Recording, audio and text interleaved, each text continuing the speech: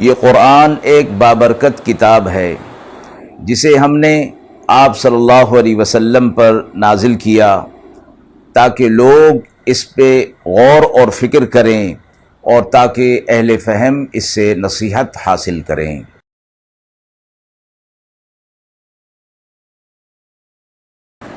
بسم اللہ الرحمن الرحیم۔ السلام علیکم ورحمۃ اللہ وبرکاتہ۔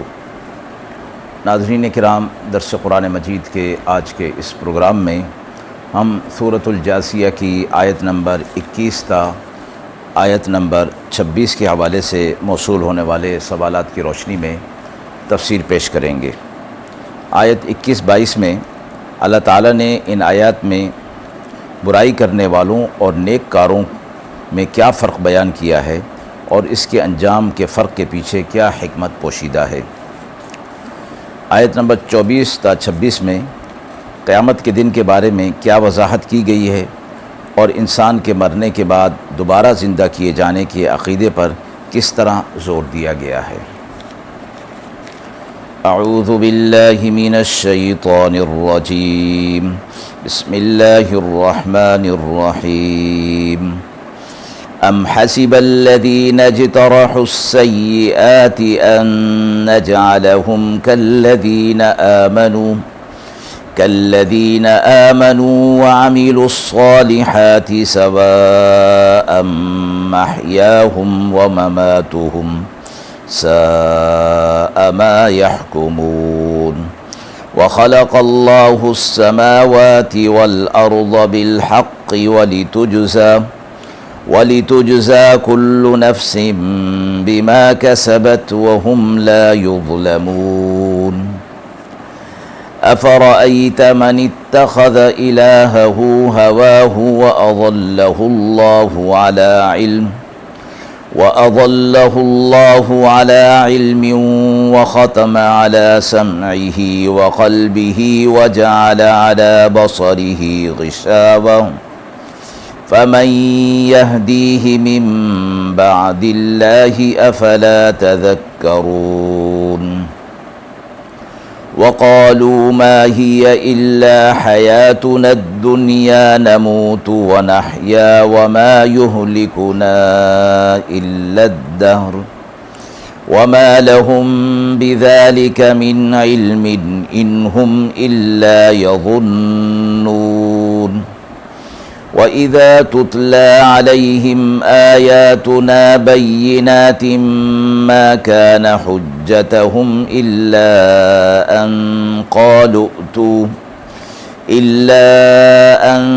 قَالُوا ائْتُوا بِآبَائِنَا إِن كُنتُمْ صَادِقِينَ۔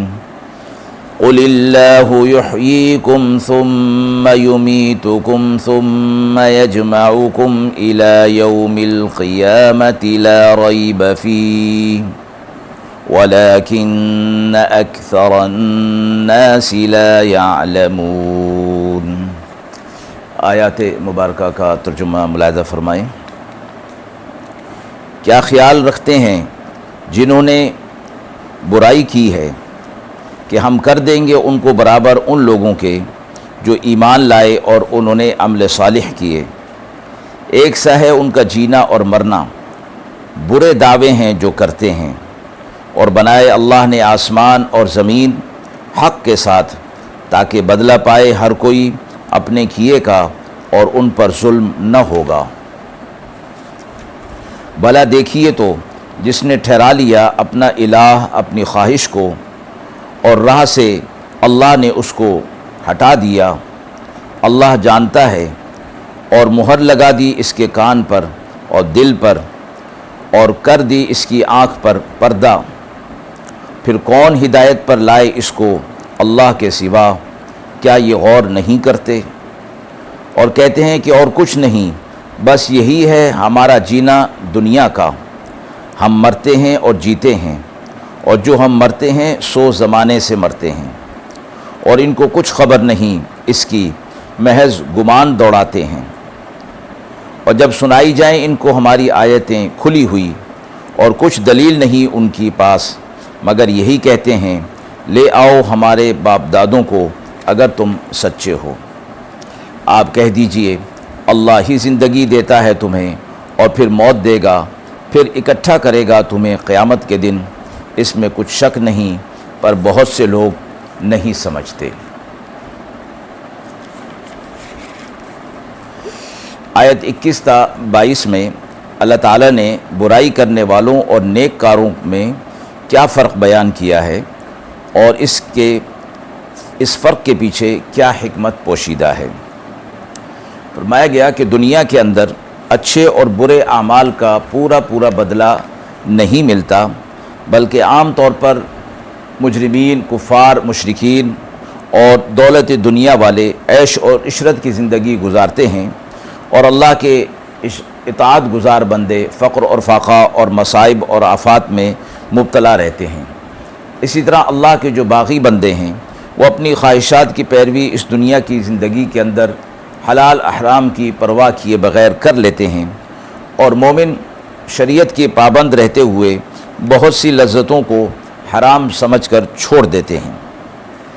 اسی بات کو اس قرآن کی اس آیت کے اندر فرمایا گیا کہ کیا مجرم اور غیر مجرم دونوں کو دنیا اور آخرت میں برابر کر دیا جائے گا؟ ایسا تو ہرگز نہیں ہوگا۔ جبکہ دنیا میں نیکی بدی کی جزا سزا پوری نہیں ملتی، تو آخرت کی زندگی ایسی ہونی چاہیے کہ اس میں جزا سزا ہونا لازمی ہو۔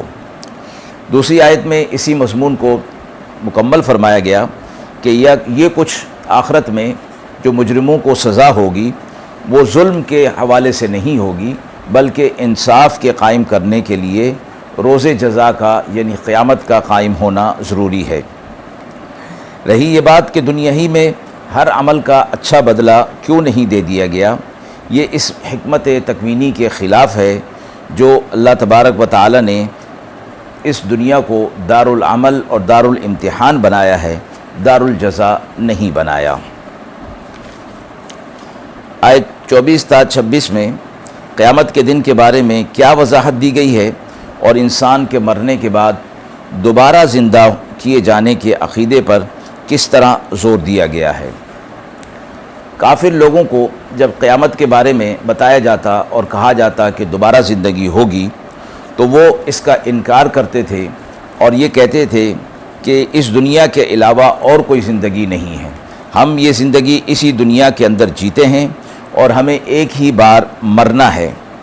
مطلب یہ کہ یہ موت زندگی کی طرح دنیا ہی کے ساتھ خاص ہے، دوبارہ اس کو دوبارہ زندگی نہیں دی جائے گی، اور ہم کو صرف زمانے کی گردش سے، حالات کی وجہ سے موت آ جاتی ہے۔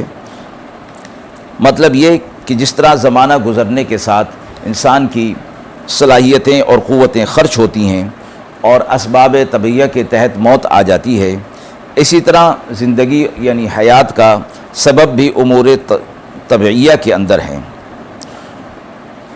تو ان لوگوں کے پاس آخرت کے قائم ہونے کی کوئی دلیل نہیں، محض اپنے گمان سے بات کر رہے ہیں، اور جب نہ ہی وہ اپنے اس بات کا، اہل حق کی اس بات کا کوئی جواب بھی نہیں دے سکتے، تو جب ان کے سامنے اللہ کی آیات کھلی ہوئی پیش کی جاتی ہیں تو وہ انکار کے ساتھ ساتھ اپنی خفت اور شرمندگی کو مٹانے کے لیے مسلمانوں سے یہ کہتے ہیں کہ اگر تم سمجھتے ہو کہ دوبارہ زندگی ہے تو ہمارے باپ دادا جو مر گئے ہیں انہیں دوبارہ زندہ کر دو تو ہم مان لیں گے۔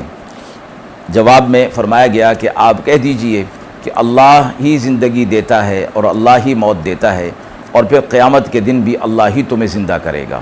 تو اس بات کو جو ایمان لے آتے ہیں اور آخرت پر ایمان لانے کے بعد اپنے اعمال کو درست کر لیتے ہیں، وہی لوگ کامیاب ہوتے ہیں۔ ناظرین کرام، ہم امید کرتے ہیں کہ موصول شدہ سوالات کی روشنی میں جو تفسیر پیش کی گئی وہ آپ کے لیے قابل اطمینان ہوگی۔ اس حوالے سے آپ کے بھی کچھ سوالات ہوں تو ضرور کمنٹ باکس میں دیجیے گا، ان کے جوابات دینے کی پوری کوشش کی جائے گی۔ وآخر دعوانا ان الحمد للہ رب العالمین۔